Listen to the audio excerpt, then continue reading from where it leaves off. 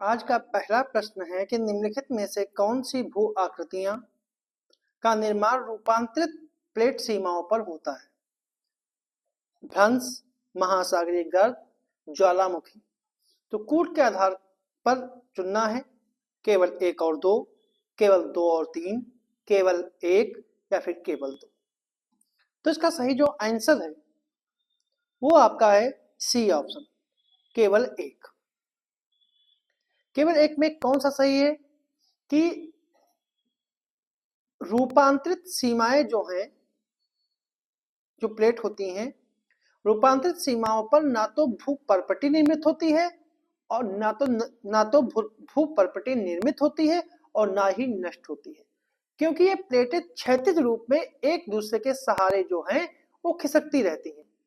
ये भू परपटी के उन खंडित टुकड़ों में पाए जाते हैं जहां भूकंप भ्रंश क्षेत्र निर्मित करने के लिए एक टेक्टोनिक प्लेट दूसरी प्लेट के सहारे खिसकती है।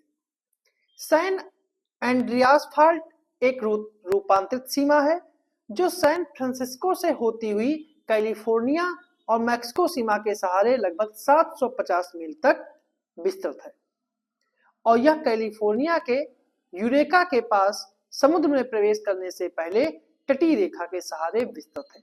इसलिए पहला कथन जो है वो सही है। महासागरीय जो गर्त है, वो जो महासागरीय गर्त होता है यह अभिसारीय प्लेट की सीमाओं पर मिलता है और जहां एक प्लेट दूसरी के नीचे प्रक्षेपित होती है, इसीलिए दूसरा कथन जो है सही नहीं है।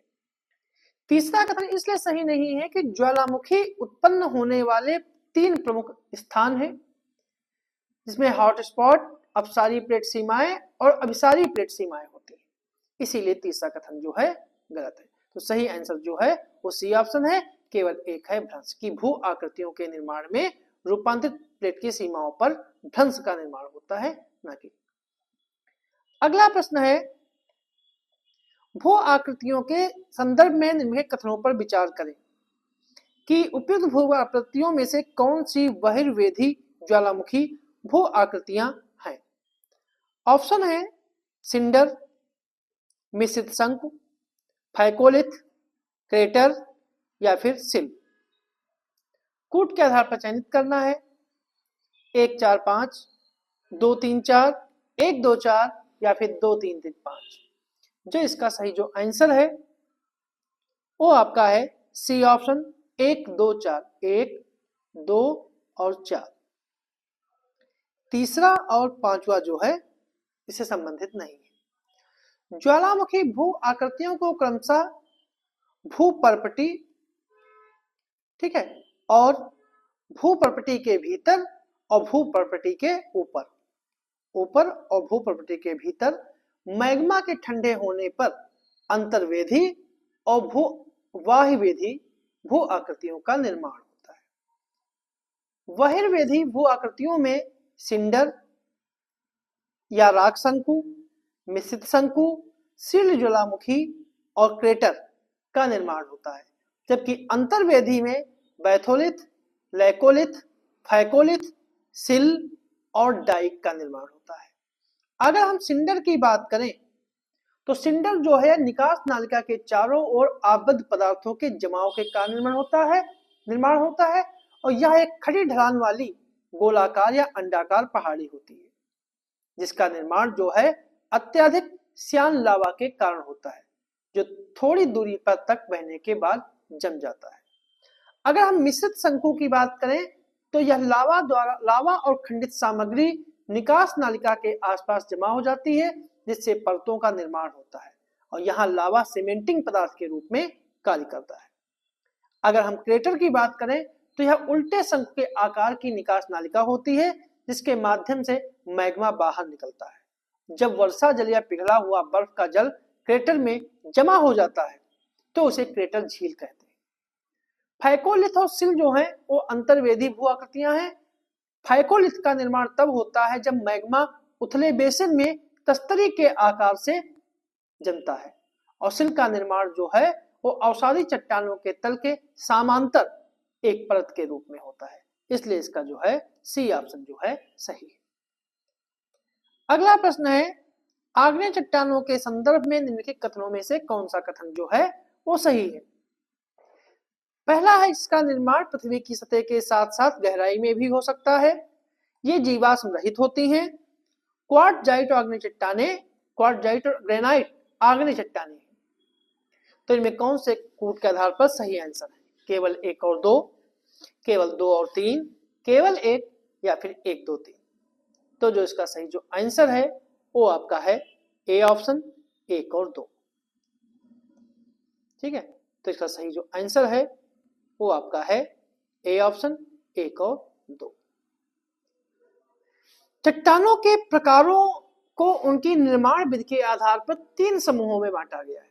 पहला है आग्नेय चट्टान, पहला आग्नेय, दूसरा जो है आग्नेय चट्टान और दूसरा का आग्नेय, अवसादी और रूपांतरित चट्टान। तो आग्नेय चट्टाने जो हैं वो पृथ्वी के आग्नेय चट्टाने जो हैं वो पृथ्वी के आंतरिक भाग के मैग्मा और लावा से बनती हैं, इसलिए इन्हें प्राथमिक चट्टाने भी कहते हैं। आग्नेय शब्द जो है वो लैटिन भाषा के इग्निस शब्द से बना हुआ, जिसका मतलब होता है आग। आग्नेय चट्टानों का निर्माण मैग्मा के ठंडा होने से बनता है। जब मैग्मा ऊर्ध्वगामी गति से ठंडा होकर ठोस रूप में परिवर्तित हो जाता है तो उसे आग्नेय चट्टान कहते हैं। ठंडा होने की प्रक्रिया पृथ्वी की परपटी यानी क्रस्ट के अंदर या पृथ्वी की सतह पर हो सकती है, इसलिए पहला कथन जो है वो सही है। आग्नेय चट्टानों में किसी भी प्रकार का जीवाश्म नहीं पाया जाता है, इसलिए क्योंकि जब मूल चट्टान पिघलकर मैग्मा में परिवर्तित हुई होगी तो उसमें विद्यमान किसी भी प्रकार का जीवाश्म भी पिघल गया होगा, इसलिए दूसरा कथन सही है। आग्नेय चट्टानों को संगठन के आधार पर वर्गीकृत किया गया है। इसके संगठन इसके कणों के आकार और उसके व्यवस्था अथवा पदार्थ की भौतिक अवस्थाओं पर निर्भर करता है। यदि पिघले हुए पदार्थ धीरे धीरे गहराई तक ठंडे होते हैं तो खनिज के कण पर्याप्त बड़े होते हैं और सतह पर आकस्मिक या अचानक ठंडे होने के परिणाम स्वरूप जो कण होंगे छोटे और चिकने कणों का निर्माण होता है। ठंडे होने की दशाएं होने पर आग्नेय चट्टानों के निर्माण वाले कणों का आकार मध्यम हो सकता है। अगर उनके ठंडे होने की प्रक्रिया धीरे धीरे हो रही है तो आग्नेय चट्टानों के निर्माण करने वाले कणों का आकार जो है वो मध्यम होगा, ना ही वो अधिक बड़े होंगे, ना ही वो अधिक छोटे होंगे और ना ही वो अधिक चिकने होंगे और ना ही वो अधिक खुरदरे होंगे। ग्रेनाइट, ग्रेबो, पैग्मेटाइट, बेसाल्ट, टफ आग्नेय चट्टानों के उदाहरण हैं। ठीक है, तो इसका सही जो आंसर है वो आपका है ए ऑप्शन, पहला और दूसरा सही है। तीसरा कथन जो है वो गलत है, क्योंकि क्वार्टजाइट जो है वह एक कायांतरित यानी रूपांतरित चट्टान का उदाहरण है, इसीलिए तीसरा कथन जो है गलत है। अगला प्रश्न है कि ग्रीष्म संक्रांति पर उत्तरी गोलार्ध में कौन सी स्थितियां उत्पन्न होती हैं? पहला है कि उत्तरी ध्रुव सूर्य की ओर झुका होता है, सूर्य कर्क रेखा के ऊपर ऊर्ध्वाधर होती है, रातें दिन की तुलना में लंबी होती हैं और आर्कटिक वृत्त पर दिन 24 घंटे लंबा होता है और कोई सूर्यास्त नहीं होता है। तो कौन सा कथन सही है? 1 और 2, 2 3 4, 1 2 4 या फिर 1 2 3 4। तो जो इसका सही जो आंसर है वो आपका है सी ऑप्शन, पहला दूसरा चौथा, पहला दूसरा और चौथा जो है वो सही है। ठीक है, ऐसा इसलिए है, ठीक है, क्योंकि उत्तरी गोलार्ध में ग्रीष्म संक्रांति जो है वो 21 जून को होती है। तो 21 जून को कुछ परिस्थितियां बनती हैं, जैसे कि उत्तरी ध्रुव सूर्य की ओर झुका होता है और उत्तरी गोलार्ध में ग्रीष्म ऋतु का समय होता है, जबकि दक्षिणी ध्रुव सूर्य से दूर झुका होता है। उत्तरी गोलार्ध में रातों की तुलना में दिन लंबे होते हैं, आर्कटिक वृत्त के साथ 24 दिन 24 घंटे लंबा होता है, वहां सूर्यास्त नहीं होता है, जबकि अंटार्कटिका वृत्त के साथ रातें 24 घंटे लंबी होती हैं, 24 घंटे लंबी होती हैं और वहां कोई सूर्योदय नहीं होता है। आर्कटिक वृत्त के भीतर सभी स्थानों पर 6 महीने तक 24 घंटे दिवा प्रकाश रहता है और आधी रात के सूरज का भी अनुभव होता है, इसलिए इसका सी ऑप्शन जो है सही है।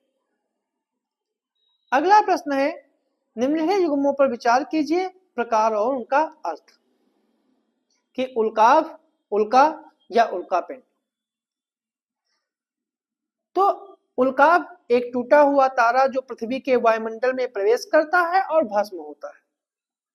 उल्का अंतरिक्ष में एक मौजूदा चट्टान, और उल्कापिंड एक उल्काव जो पूर्ण रूप से जले बिना पृथ्वी से टकराता है तो उसे उल्कापिंड कहते हैं। तो इनमें कितने कथन जो है सही सुमेलित है?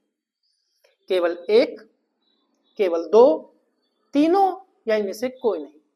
तो जो इसका सही जो आंसर है वो आपका है ए ऑप्शन, केवल एक। क्योंकि उल्काव जो है वो अंतरिक्ष में पाई जाने वाली चट्टानें हैं। उल्काव का आकार धूल के कणों से लेकर छोटे क्षुद्र ग्रहों तक हो सकता है, इसलिए पहला कथन जो है गलत है। उल्का की बात करें तो जब उल्काव तेजी से पृथ्वी के वायुमंडल में प्रवेश करते हैं तो उनमें आग लग जाती है। इस आग के गोले को टूटता हुआ तारा या शूटिंग स्टार कहा जाता है, इसलिए दूसरा कथन भी गलत है। और जब कोई उल्काव वायुमंडल में यात्रा के दौरान पूर्ण रूप से जलने से या भस्म होने से बच जाता है, फिर वह धरती से टकराता है तो उसे उल्का पिंड कहते हैं। तो इसलिए इसका सही जो आंसर है वो ए ऑप्शन है कि केवल तीसरा कथन ही सही है, बाकी पहला और दूसरा कथन जो है वो गलत है। अगला प्रश्न है कि पृथ्वी की आंतरिक संरचना के संदर्भ में निम्नलिखित कथनों पर विचार करें। कि पृथ्वी की आंतरिक संरचना के संदर्भ में निम्नलिखित कथनों पर विचार करें। पहला है कि निकेल और लोहा पृथ्वी की परपटी के मुख्य खनिज घटक हैं। दुर्बलता मंडल पृथ्वी के ऊपरी मंडल में पिघली हुई चट्टानों का यांत्रिक रूप से कमजोर क्षेत्र है और क्रोड मुख्य रूप से सिलिका और एल्यूमिना के द्वारा गठित सामग्री से बना होता है। तो इनमें कौन सा कथन जो है सही नहीं है? केवल एक और दो, केवल दो, एक और तीन, या फिर एक, दो, तीन। तो जो इसका सही जो आंसर है वो आपका है सी ऑप्शन, एक और तीन। पहला और तीसरा कथन जो है वो गलत है, ठीक है, सही नहीं है। दूसरा कथन जो है वो सही है, लेकिन प्रश्न के अनुसार पूछ रहा है कौन सा सही नहीं है, इसलिए पहला और तीसरा जो है सही नहीं। क्योंकि पृथ्वी कई परतों से बनी हुई है और बाहरी परत को भूपर्पटी कहते हैं, जिसके दो अलग अलग भाग हैं, दो अलग अलग भाग हैं, ठीक है। और इसका ऊपरी भाग जो है उसका निर्माण जो है वो ग्रेनाइट से हुआ है और महाद्वीपों का निर्माण करता है। इसके मुख्य खनिजों में सिलिका और एल्यूमिना है, इसलिए सामूहिक रूप से इसे सियाल कहते हैं, ऊपरी परत को सियाल कहते हैं। इसका घनत्व जो है ऊपरी परत का 2.7 है और निचला भाग जो है, निचला भाग वह बेसाल्ट चट्टानों से बना हुआ है जो समुद्र के तलों का निर्माण करता है, इसलिए पहला कथन जो है सही नहीं, ठीक है। भूपर्पटी या स्थल मंडल के ठीक नीचे मेंटल है, ठीक है, मेंटल या मध्यमंडल, जिसकी मोटाई जो है वो 1800 मील है और यह मुख्य रूप से ओल्विन से की सघन चट्टानों से बना हुआ है और पृथ्वी की सबसे आंतरिक परत जिसे हम क्रोड कहते हैं, आंतरिक परत को हम क्रोड कहते हैं और क्रोड को वेरीस्फीयर भी कहा जाता है इसकी त्रिज्या जो है वो 2160 मील है। यह मुख्य रूप से निकेल और लोहे से बना होता है, इसीलिए इसे हम निफे कहते हैं। इसीलिए इसका तीसरा कथन जो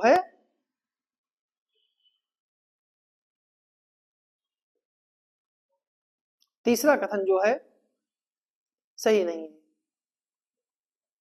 ठीक है, तीसरा कथन जो सही नहीं है। दुर्बलता मंडल के पृथ्वी के ऊपरी मंडल में, जिसे दुर्बलता मंडल कहते हैं, उसमें अत्यधिक गाढ़ा यांत्रिक रूप से कमजोर और लोचदार क्षेत्र होता है, इसलिए इसे ये कथन जो है वो सही है। तो इसका सही जो आंसर है वो सी ऑप्शन है। ठीक है, तो ये थे हमारे आज के कुछ प्रश्न।